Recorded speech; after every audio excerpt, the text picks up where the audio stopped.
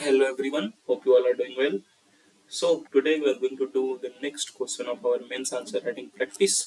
हमारे mains answer writing practice की series चल रही है, उसमें नेक्स्ट क्वेश्चन की तरफ आज हम बढ़ने वाले हैं। और आज का हमारा क्वेश्चन है discuss the factors that transformed Magadha from a kingdom to an empire in ancient India. क्या क्या फैक्टर्स है जिस वजह से मगध ट्रांसफॉर्म हो गया एक किंगडम से एक एम्पायर में इन एंशिएंट इंडिया। तो वो क्या क्या फैक्टर्स थे वो उसके और ये कैसे इस क्वेश्चन को अप्रोच करेंगे वो हम इस वीडियो में देखेंगे। और मैं चाहूंगा कि अगर आपको नहीं पता है तो आप इस वीडियो को देख जरूर लें और समझ लें सारी चीजों को, क्योंकि अच्छे से मैं यहाँ समझाऊंगा। और उसके बाद आप खुद से लिखने का प्रयास जरूर करें, क्योंकि जैसे कि मैं अपने हर वीडियो में बोलता हूँ, the more you right the more you improve. तो जितना आप खुद से लिखेंगे उतना आपकी आंसर राइटिंग कैपेबिलिटीज में इम्प्रूवमेंट आएगी। So let's start the answer. Intro. तो जैसे मैंने इंट्रो में कहा, या तो कोई डिफिनेशन लिख दो या फैक्ट लिख दो। पर यहाँ पर मगध के बारे में है तो ऑब्वियसली कुछ मगध का डिफिनेशन तो आप लिखोगे नहीं, उसके बारे में कुछ फैक्ट्स ही लिखोगे। जैसे कि मैंने यहाँ पे लिखा हुआ है, Magadha it was one of the 16 Mahajanapadas of second urbanisation.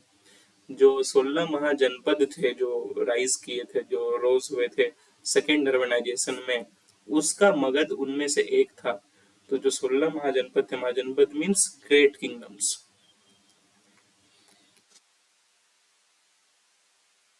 और मैंने यहाँ यूज किया second urbanisation. So the period of 600 to 200 BC is often we considered second urbanization, the period after Vedic period। जब मगध जिस पीरियड में राइज किया था उस पीरियड को हम सेकेंड अर्बनाइजेशन भी बोलते हैं। और बात करें मगध की लोकेशन की, तो it is situated in eastern Ganga planes.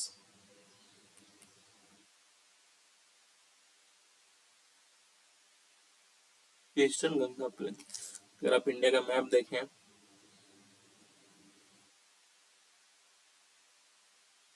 जैसे यहाँ से Ganga, this is bay of Bengal. तो जो यहाँ से गंगा जैसे मान के चले बहना शुरू करती है, गंगा जो ऐसे आती है इस रीजन में, तो इस रीजन में Magadha, that is this is eastern region, we all know this is west in east. तो ईस्टर्न गंगा प्लेन्स में मगध है, which is in which state, it is mainly in Bihar. जो बिहार है, बिहार में मगध है, मगध था उस टाइम। और अब मगध पे काफी डायनेस्टीज ने रूल किया हुआ है। Great dynasties such as Haryanka का, या फिर साइसुंगा, या फिर नंद डायनेस्टी की बात करें, नंदा। तो हरियाणा का, साइसुंगा, नंद, सब डायनेस्टीज ने, ये सब ग्रेट डायनेस्टीज से दो कि मगध पे जिन्होंने रूल किया हुआ है। और Magadh you will find it often mentioned in Jain and Buddhist writings. Jain and Buddhist writings में आप काफी मगध का जिक्र सुनेंगे, क्योंकि काफी बुद्धिज्म और जैनिज्म को ग्रोथ हुआ था मगध में, काफी सपोर्टिव था मगध बुद्धिज्म और जैनिज्म को लेके। तो आप उन राइटिंग्स में भी मगध के बारे में सुनेंगे, क्योंकि मगध के रूलर्स जो थे वो काफी लिबरल थे, बुद्धिज्म और जैनिज्म को लेके काफी सपोर्टिव थे। तो ये सब कुछ फैक्ट्स थे जो मगध के बारे में थे, जो आप इंट्रोडक्शन में लिख सकते हैं। तो अब बढ़ते हैं बॉडी की तरफ, that is factors. What are the factors that transport Magad from a kingdom to an empire in ancient India? So let's move to it. Factors. So क्या factors थे जिस वजह से मगध एक किंगडम से एक सॉरी एक किंगडम से एक एम्पायर में ट्रांसफॉर्म हो गया था एंशिएंट इंडिया में। तो first one is political factors. क्या क्या पॉलिटिकल फैक्टर्स थे? तो the most important factor was the ambitious rulers of Magadh. Magadh में जो जिस रूलर ने भी रूल किया था उस टाइम पे काफी एम्बिशियस रूलर थे, जैसे बिम्बिसारा,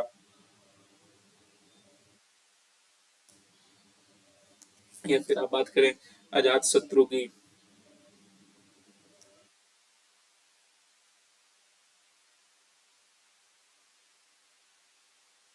बिम्बिसारा, अजात शत्रु, या फिर अब नंद डायनेस्टी में बात करें महापद्म नंद की।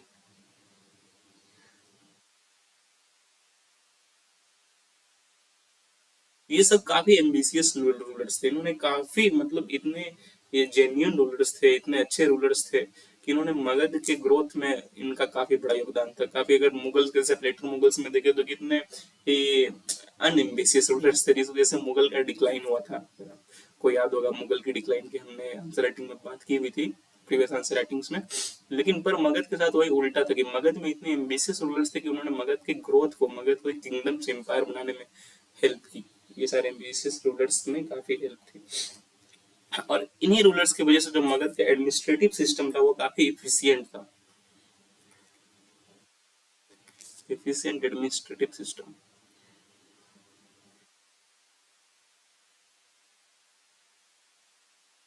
जो मगध में एडमिनिस्ट्रेशन थे काफी वो अच्छे से ऑर्डरली एडमिनिस्ट्रेशन था, जिस वजह से कि रूल काफी अच्छे से हुआ। और इनके पास एक गाइगेंटिक मिलिट्री थी,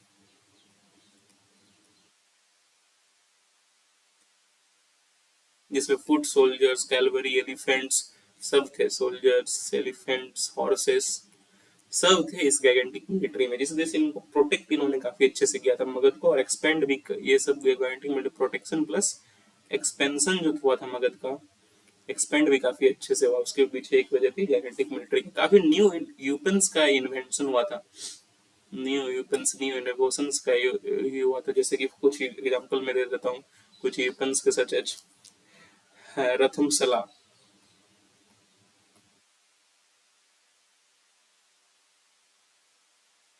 सला। और ये फिर आप बात करो महाशिला, महाशिल कंटिका का,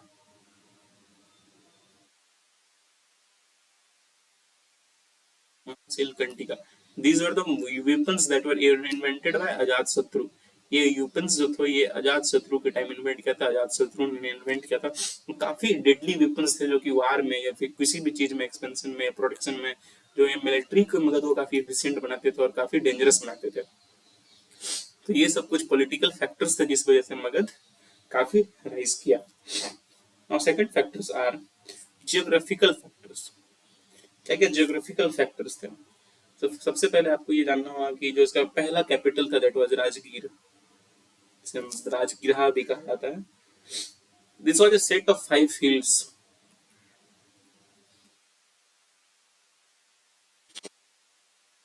Rajgir was a set of 5 hills. तो एक नेचुरल फोर्ट बनता था यहाँ पे। ऑल नो हिल्स जो है एक बैरियर का काम कर रहे थे यहाँ पे, जिस वजह से एक नेचुरल फोर्ट बना था। या फिर इनका जो लेटर जो पाटलिपुत्रा कैपिटल बना, that was modern Patna, later capital which was Pataliputra. It was on confluence of rivers, काफी रिवर्स से घिरा हुआ था, सच एज गंगा, गंडक, या फिर बात करें सोन की, सोन, घाघरा। तो ये सब रिवर्स जो है पाटलिपुत्रा के आसपास थे। तो Pataliputra was made between the confluence of these reverse.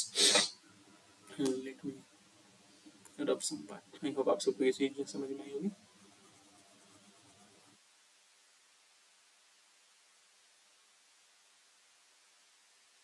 तो रिवर्स के कॉन्फ्लुएंस से होने से क्या हुआ कि ये रिवर्स काफी हेल्पफुल थे। ये reverse helpful, this reverse were helpful in defence, barrier का काम करते थे। तो कम्युनिकेशन में काफी हेल्पफुल थे ये रिवर्स। नाव से जल्दी जल्दी स्पीडली हम कहीं से एक जगह से दूसरी जगह जा सकते थे। कम्युनिकेशन में, कॉमर्स में काफी हेल्प किया इन रिवर्स ने। और इन रिवर्स की जो प्लेन्स बनी, जैसे गंगा प्लेन्स ये जो थी वहां पे काफी फर्टाइल थी, जिसपे कि एग्रीकल्चर का काफी ग्रोथ हुआ। और एक चीज आपको और यहाँ पे जाननी होगी ज्योग्राफिकल फैक्टर्स में कि यहाँ पे आयरन और कॉपर जो की मात्रा जो है काफी अधिक थी गंगा इस एरिया में। तो इन आयरन से जो है काफी एग्रीकल्चर मशीनरीज की भी डेवलपमेंट हुई थी। और इन एग्रीकल्चर मशीनरीज की वजह से जो इम्पैक्ट था एग्रीकल्चर पे वो और ज्यादा हुआ। एग्रीकल्चर को एक मशीनरी, एक अच्छे इनपुट्स मिले आयरन की वजह से, और पहले से फर्टाइल लैंड तो थी ही। इस वजह से एग्रीकल्चर ग्रोथ जो था या फिर एग्रीकल्चर की यील्ड जो थी वो काफी थी मगध में।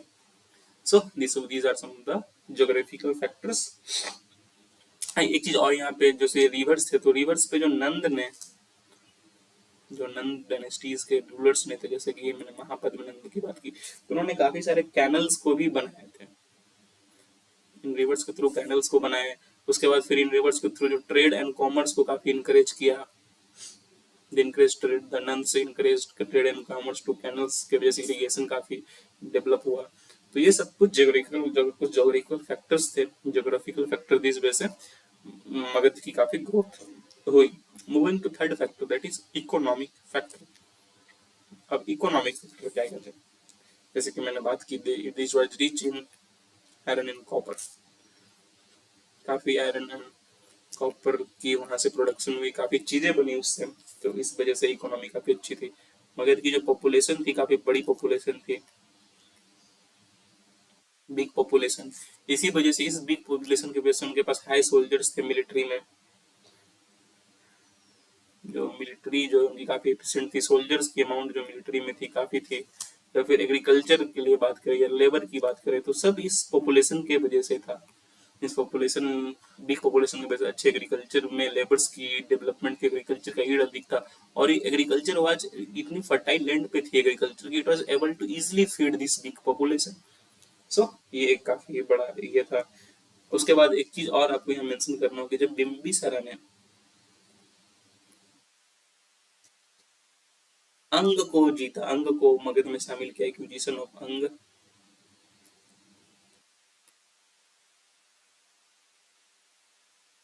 तो उसके साथ जो चंपा रिवर का एक्सेस भी उन्हें मिल गया। Champa river which was the part of Anga, Anga के पार्ट, अंग जो अंग साम्राज्य की बात करते हैं उनका पार्ट था चंपा रिवर, तो अंग के जीतने से बिम्बिसारा को चंपा रिवर का भी ये मिला, और Champa river was very important in trade with, काफी मदद हुआ चंपा रिवर से in trade with south east Asia, Sri Lanka, southern India. तो चंपा रीजन में एक्सेस से इन सब जगहों पे ट्रेड बढ़ा, क्योंकि चंपा रीजन साउदर्न पार्ट्स में या फिर तक जाती थी, कोस्ट तक, और वहां से फिर ये ट्रेड की ग्रोथ हुई। तो इससे जो एक्विजिशन ऑफ अंगा था बिम्बिसारा के द्वारा, इससे जो ट्रेड एंड कॉमर्स जो है काफी बड़ी मदद की। तो these were some of the economic factors. अब सबसे इंपॉर्टेंट फैक्टर्स इसमें कल्चरल फैक्टर्स भी है, क्योंकि यहाँ पे जैनिज्म और बुद्धिज्म का काफी ग्रोथ हुआ, reason of Jainism and Buddhism. इस ग्रोथ से क्या हुआ कि काफी वहां के जो लिबरल ट्रेडिशंस थे, ऑर्थोडॉक्स ट्रेडिशंस नहीं थे, लिबरल ट्रेडिशंस थे, because there was growth of Jainism and Buddhism. And secondly जो है वहां पर जैनिज्म और बुद्धिज्म की वजह से the Magadha was free from handicaps that was associated with orthodox brahminical culture।